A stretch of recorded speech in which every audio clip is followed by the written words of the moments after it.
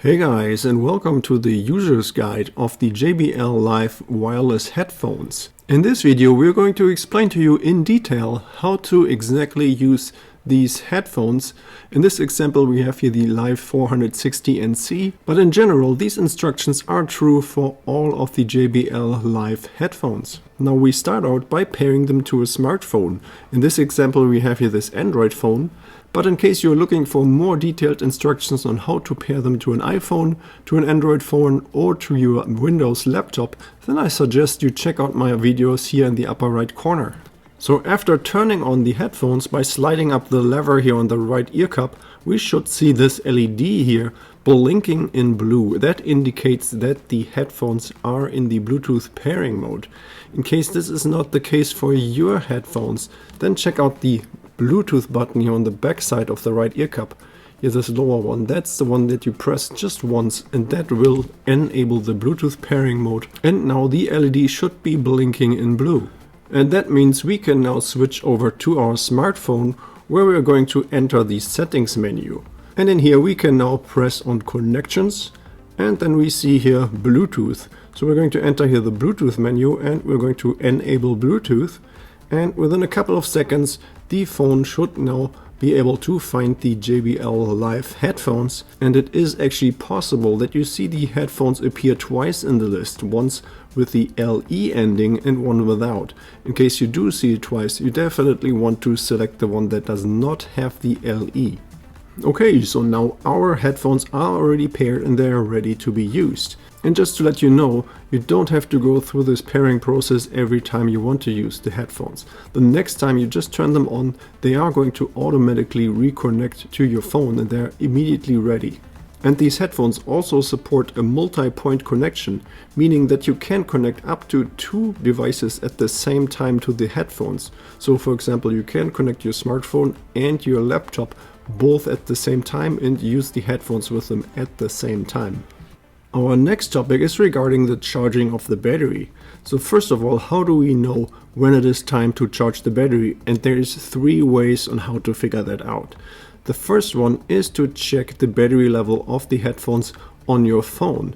So the headphones are sending the battery percentage to the smartphone, and most smartphones today are able to display the battery percentage of the headphones. On the left side here you see how this works for an Android phone as well as for an iPhone. The second method is to take a look at the left ear cup. Right next to the charging port we have this little LED here. When this starts to blink in red, that indicates that the battery level is getting low and it is time to charge. Also, when the battery level is low, the headphones are going to play a very specific jingle every couple of minutes, notifying you that the battery level is low and you should plug it in. Now the charging process itself is very easy. We just take the charging cable that came with the headphones and plug them into the left ear cup, right into the charging port. Now the other end we're going to connect with the charging cube of our smartphone. So the headphones themselves don't come with a charger, so you have to use one that you already have. Alternatively, you can also plug in the cable, for example, into the USB port of your laptop. Now in case you do own a laptop that has a USB Type-C charger, or for example the charger of a Nintendo Switch, then we can directly plug these into the headphones and not use the supplied charging cable at all. So a full charge of the battery takes just under 2 hours. And how do you know that the battery is fully charged? That is really easy. We just take a look at the LED right next to the charging port. While the battery is being charged, this is going to be permanently red. And as soon as this LED turns off, then the battery is fully charged. So at this point we can now carefully disconnect the charging cable again by just pulling it out nice and straight. Always make sure not to put too much stress onto the charging port of our headphones. Otherwise these tend to wear out over time and stop working, and then we wouldn't be able to charge the batteries anymore.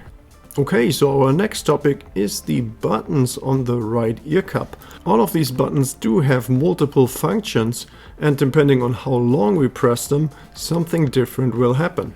Let us start out with the plus and minus buttons. So when we press plus 1 time, then we're going to increase the volume, and when we press the minus 1 time, we're going to decrease the volume. We can skip to the next audio track by pressing and holding the plus button for more than 2 seconds. If we press and hold the minus button for more than 2 seconds, then we're going to go to the beginning of the current track or to the previous track.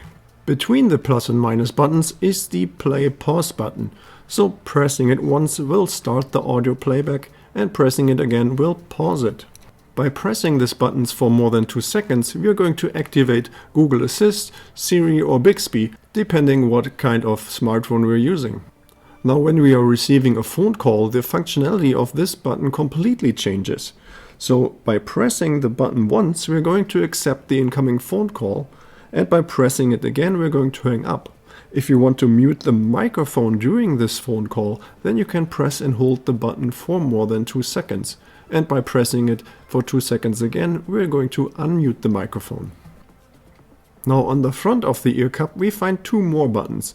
The bottom one we have already covered, that's the Bluetooth button, which enables the Bluetooth pairing mode.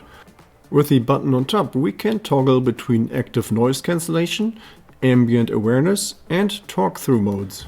The active noise cancellation gets rid of most surrounding noises, while the ambient awareness mode still allows you to hear what is going on around you. For example, you can still hear approaching vehicles.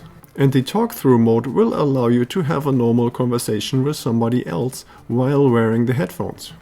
Now by pressing the button one time, we are going to toggle between active noise cancellation, ambient awareness and off.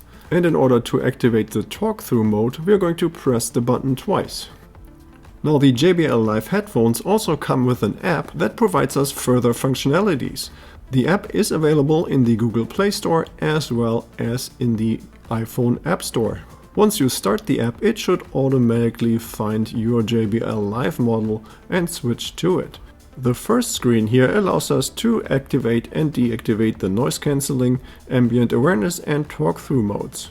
Under Smart Audio and Video we can optimize our Bluetooth setting. Here we can select between normal mode, then the audio mode for best audio quality and the video mode in order to keep our videos and audio synchronized. On the bottom of the screen we find the equalizer settings. Here we can select between different presets, or we can also come up with our own settings. The button on the upper right corner takes us to the settings screen. Here the first option is to select an auto off timer. This allows the headphones to automatically shut off after a certain time period when we're not using the headphones.